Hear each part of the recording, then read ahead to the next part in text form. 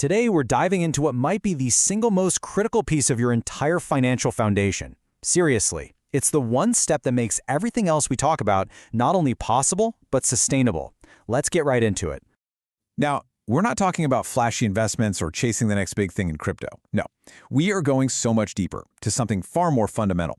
Today, we are talking about building your financial fortress. Because let's be real, without this one piece locked down, everything else, all the investing, the compounding, the wealth-building strategies you hear about, it's all like building a skyscraper on sand. It just doesn't hold. This is the absolute bedrock, the thing that actually lets you sleep at night when the world outside is going crazy. So, where does this all come from? Well, the architect of this entire three-stage 13-step strategy is Tamir Kaham. And what makes his approach so unique, so powerful, is this incredible blend of modern systems engineering logic with the kind of timeless, ancient wisdom you'd find in a book like The Richest Man in Babylon, which, by the way, he actually translated. It's a system that's truly built to withstand anything.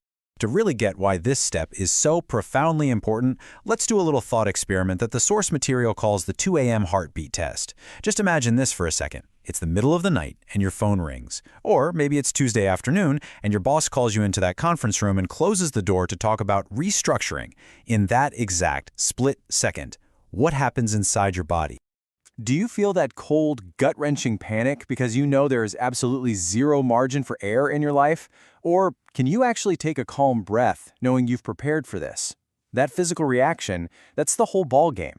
It's the difference between living on a financial tightrope and standing on a solid fortress. And today, we're building that fortress. And let's use a powerful analogy here to completely reframe how you think about an emergency fund. Picture a massive rocket launch. You see those giant booster rockets, right?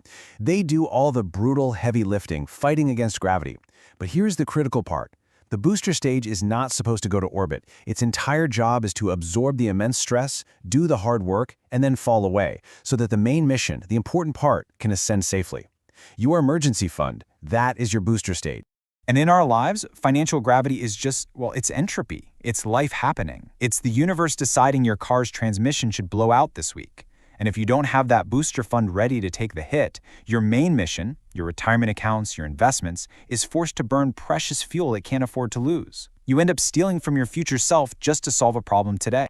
So to build this fortress the right way, the Golden Path gives us 3 non-negotiable rules. Now these aren't just suggestions, okay?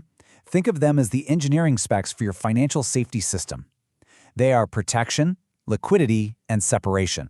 Let's break them down. First up, protection, not performance. And this is the one where people get hung up. They say, but what about inflation? And yeah, look, losing a few percent to inflation in a savings account over a year, it's annoying. I get it. But you know what's not annoying? It's catastrophic. Losing 20% of your fund in a market crash at the exact same moment you lose your job. See the difference? The goal here is to beat chaos, not to beat the market. The best way to think about it is like an insurance premium. You pay for your car insurance every month, and you hope you never, ever have to use it, right? That little bit of purchasing power you lose to inflation, that's the premium you're paying for 100% rock-solid stability. It's the guarantee that the money will be there when you need it most. Okay, let's move on to rule number 2, liquidity. This one is simple and incredibly strict. This money has to be accessible within 24 to 48 hours, period. That means it needs to be in cash or a cash equivalent, like a high-yield savings account. It does not mean real estate. You can't sell your guest bathroom to pay a surprise medical bill. And it doesn't mean crypto or bonds that are locked up. And this brings us to the psychology of it all with Rule 3, separation. Your emergency fund needs to live in its own separate account. This creates what we call a mental accounting firewall. See, if that money is just sitting in your daily checking account, your brain sees a big number and thinks, hey, I can afford that weekend trip. No, this is not pizza money. This is break glass in case of absolute emergency money. So here's the big question. How much is enough? The target given is 3 months of, and listen to this word, survival expenses. I really want to emphasize that. This is not 3 months of your current comfortable lifestyle. This is the bare bones, stripped down cost to keep a roof over your head and food on the table. Let's look at a quick example with real numbers. Let's say your current lifestyle costs you $5,000 a month. But if you had to, you could cut out all the extras and your true survival number is only $3,000. Well, your target for this fund is $9,000, not $15,000. This makes the goal so much more achievable. It's a hill you can climb, not some impossible mountain.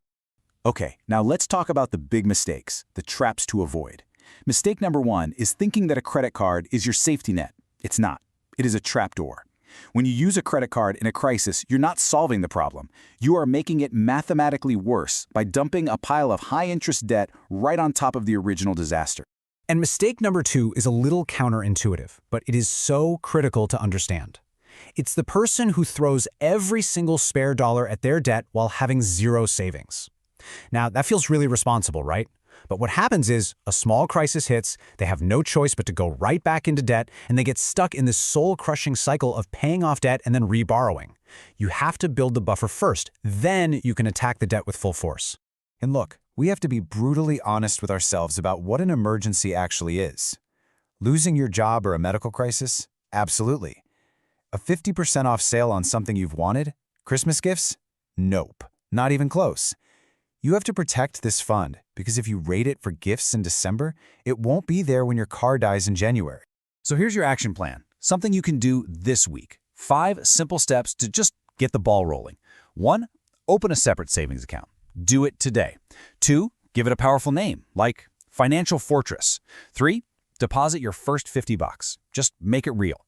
4, automate future transfers, even if it's small. And 5, do the math. Calculate your exact 3-month survival number so you know exactly what you're aiming for. Now, before we summarize, here is the mandatory reminder. This content is for educational purposes only. It is a framework, not personalized financial advice. There are absolutely no guarantees of results, and you are fully responsible for consulting with qualified professionals to make your own decisions based on your specific situation. All right, let's wrap this up. Your emergency fund, your financial fortress, is the booster stage that protects your entire financial mission. Just follow those 3 rules: protection, liquidity, separation, and aim for 3 months of true survival expenses. Once you have that in place, you've built the foundation for everything else. And with that fortress secure, our next explainer will tackle Step 8, managing and finally eliminating bad debt for good. If you want to see the complete 13-part series and get all the visuals that go with these concepts, be sure to subscribe to the source channel on YouTube, The Golden Path to Financial Independence. You can also find the full, in-depth audio explainers by searching for Deep Dive Golden Path wherever you get your podcasts. Thanks for joining this deep dive. Remember, financial storms will come. The only question is whether you'll be standing on a fortress when they do. See you next time.